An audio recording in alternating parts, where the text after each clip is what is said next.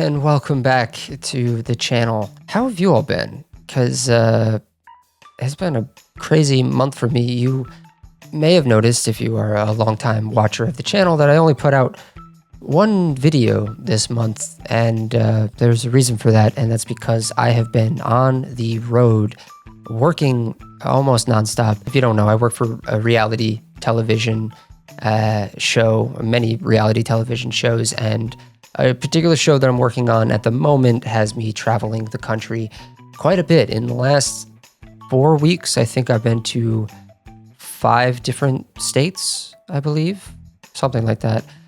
Just an unbelievable amount of traveling, and because of that, I have had absolutely no time to work on this channel, to do any of the projects that I've had in mind for this channel, and it's a bit of a bummer, and I'm hoping that in the next month or two, things are going to slow down work-wise, and that I can have a little bit more time to focus on the channel, focus on my other channel, and to focus on some other areas of my life that are getting ignored in the interim. But I am back here today. I just got back from, where was I? I was in Vermont, and I just got back yesterday, and I am here to talk about my month of February 2025. Now, given everything I just told you, you might be like, Josh, what could there possibly be to show for your February in 2025, especially since you've been gone so much? Well, I did take a bunch of photos while I was on the road, and some of the photos that I'm going to show you today kind of are bleeding over from the end of January because I didn't get those developed until early February. And so this is a video basically where I just talk about my 5 favorite photos that I took in the last month, or that I got developed in the last month. And yeah, so let's dive into them. But first, we're going to head over to the kitty corner and look at some photos of my cats, because I love doing this every month.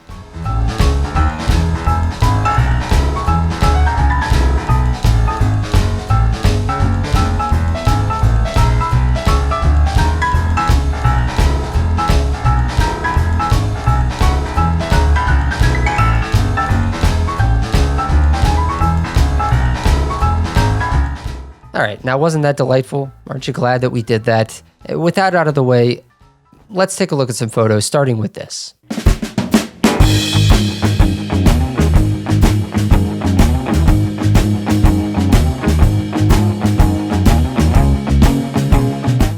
All right, so this is a photo that I took on a beach in Pensacola, Florida, and there's going to be a few other photos from Pensacola coming up. Don't you worry. I was away on work, like I said, and there's going to be somewhat of a theme running through this month's photos. At least I tried to make a bit of a theme.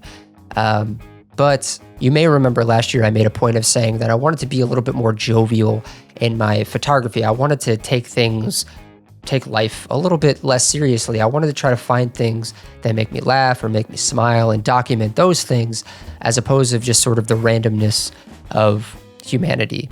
And don't get me wrong, there's plenty of randomness going on in plenty of the other photos that I took this month. But here we have a photo of, like, it was an outdoor seating dining area at some restaurant in Pensacola. And we were in the middle of shooting a scene for this show, and we were walking by this, and I knew I just had to run over quickly, snap a picture of it. And not to mention that this sky was giving these amazing rippled clouds, and I don't know, I just really loved this sort of image of a stork, I imagine is a stork, wearing sunglasses, just chilling by the dining area. It really struck me, and it really brought a smile to my face.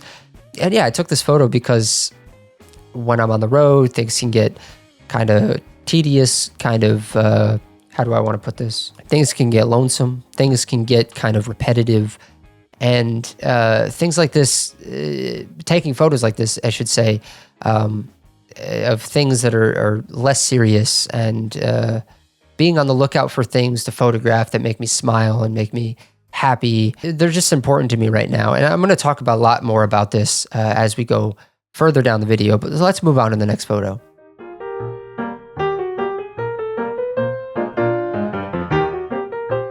This photo was taken on Fuji 400 in the Nikon F3. So the last one, this one, and the next photo were also taken in Pensacola, Florida. And this is a photo of a wrong way sign. And I mean, you could probably tell. I mean, it looks like it's oozing.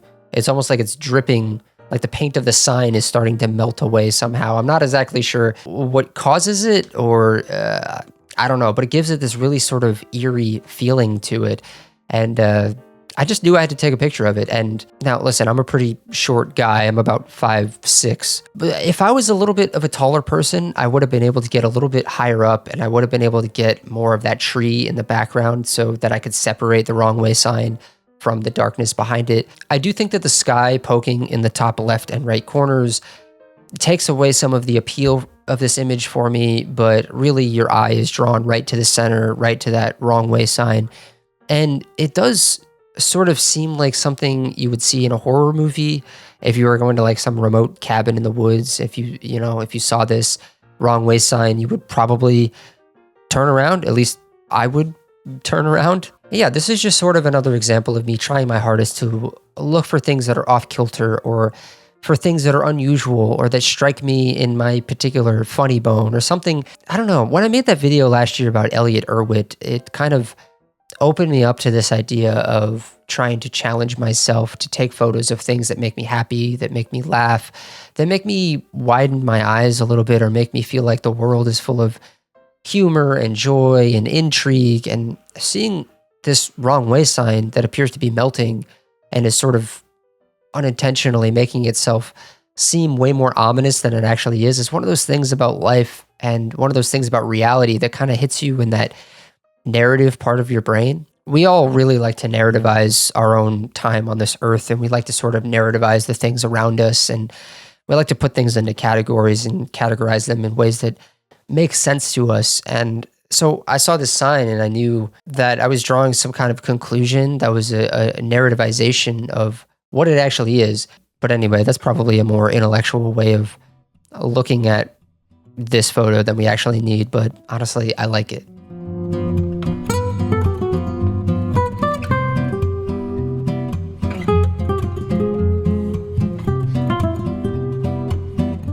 Okay, so this is the last photo of the 5 that was taken in Pensacola. And this was on this long walk that I took that I was able to take on this particular trip. Typically, when I'm working on this show, I don't get a whole lot of time to explore the places that we're going to. And also, to add to that, even if I did have the time, a lot of the time we're going to places that straight up just don't really interest me. But Pensacola was the rare exception to that, because we landed at the airport and it was like 20 minutes from our hotel. It was like maybe noon or 1 o'clock, and I had plenty of time to go for a walk, get a bite to eat, travel around, look at the town around our hotel. And I'm really glad that I had the opportunity, because I got to see some pretty wonderful stuff, including this big sign right here. And while the Fuji 400 did come out grainier than I was hoping, and I believe I did use exposure compensation for this, so I added a stop. So in reality, I was shooting this at 200 ISO. There's still a ton of grain in the shadows, and also that might have something to do with traveling through airports. Now this, I guess, might be a good opportunity to talk about airport safety when talking about transporting film through an airport. There are times where I am very, very diligent about getting my film hand-checked by TSA at the airport, and then there are other times, and this month was a particular month of this, where things are happening so chaotically, and I just straight up don't have the time or the wherewithal to make sure that my film is getting hand-checked. There's also an element of me already having film in a camera that I'm trying to transport, and bringing the camera through security, getting it hand-checked. It could be a bit of a hassle sometimes, but don't be like me. Try to get your film hand-checked every single time. I can't really be certain whether the grain that we're seeing in this image is due to it just being 400 speed film, or it going through maybe 2 or 3 x-rays as I was going through the airports. But maybe it's a little bit of column A and column B. But regardless of the grain here, I think that the colors pop pretty beautifully, especially the blue of the sky, the red and green and yellow of the sign itself. And the sign just pops from the image. And we're using this rule of thirds composition here to draw our eye to the left. But we also have these fun little diagonal power lines that are going from the top right to the top left, from top left to bottom right. I think it really does a nice job of sort of framing this image, especially this, whatever type of fish is at the top. What the hell is that called? Swordfish. That's what it's called. It's called a swordfish. Yeah, this swordfish at the top of the sign, it kind of creates this nice little frame within a frame. And again, if you've been watching the channel for a while, you know how much I talk about triangles in my photos. And you've got these sort of 3 triangles going on that we can see right here. And yeah, I don't know, I just really like this. I like this sort of pairing of these 3 images. They just make me think of my time in Pensacola before I had to come back to New York and be freezing cold.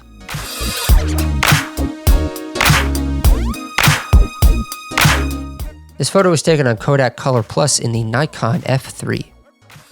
So I'm going to be honest, I don't exactly remember where I was for this. Like I said at the top of the video, I've been traveling pretty nonstop since maybe like mid-January. And I've gone, like, just off the top of my head, I've gone to like 5 or 6 states in that time. I straight up just do not remember where I took this photo. Part of me wants to say Cape Cod. I think I might have been in Cape Cod, but I'm not entirely sure. I do remember that me and the rest of the crew were out to lunch at this restaurant, and there was this building with this crying baby head thing in the window, was just next to the parking lot, and we finished our lunch, and I was walking to the car, and I was like, hold on, guys, I have to go take a picture of this. And I wandered, I think, into someone's actual yard or something, and I took this photo, and I love it for all of the same reasons I've been talking about with the earlier photos, which is mainly just that I think it's absolutely hilarious, and I think that it also has that drawing your eye quality to it that is kind of hard to look away from. The pink really rendered well in this image, and it's surrounded by so much gray and white and black that it really helps the pink of the baby head pop a little bit more. I think I'm really using this year to challenge myself. As I mentioned, I want to just reiterate that I really want to take a bunch of photos that I think are funny, that are humorous, that show a bit of the lighter side, the more bizarre side of life, and maybe compile them into something around the end of the year.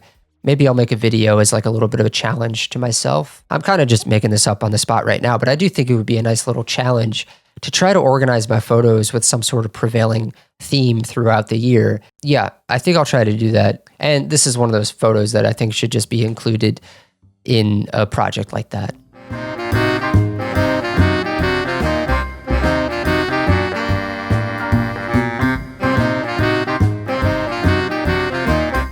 And last but not least, I wanted to include this photo of me in these mirrors here. I must have taken this in New York. I can't imagine where else this would have been, but it must have been while I was home for a couple of days or something.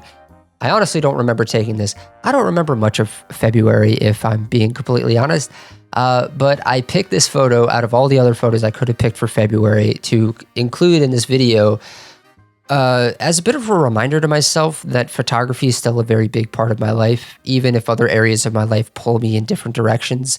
I have another YouTube channel that I'm working on. I have a job that requires me to be away from home and travel for much of the month. I have family stuff going on. I have cats that rely on me to be fed. And I have many, many other projects that I'm working on. I'm working on a new book. I'm writing screenplays all the time. I'm trying to make a feature film here in New York, which is taking quite a bit of my time away from me as well.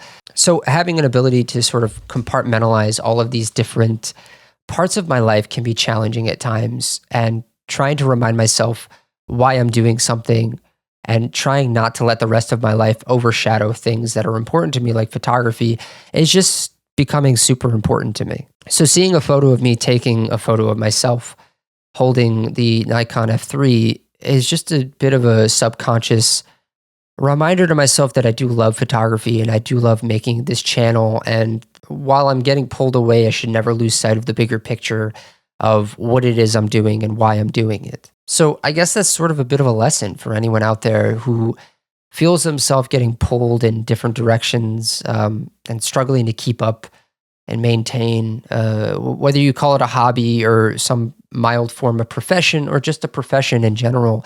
From being pulled in different directions in life is natural, and it's something that I think I'm struggling with at the moment, and I'm hoping I can get back on track a little bit in the next few months, and I can start making some more projects for this channel that I've been planning for quite a while now, and I just haven't had the time to do.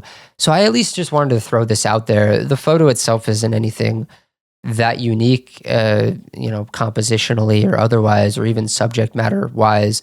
It's just me holding a camera in front of my face in front of a rainy mirror. But it's nice to see myself depicted on film holding a camera, because it's a nice little reminder of why I'm doing this, and of something that I really love doing that I shouldn't lose sight of. And that's going to do it for my month of February. Like I said at the top and throughout the entire video, it was a very, very chaotic month.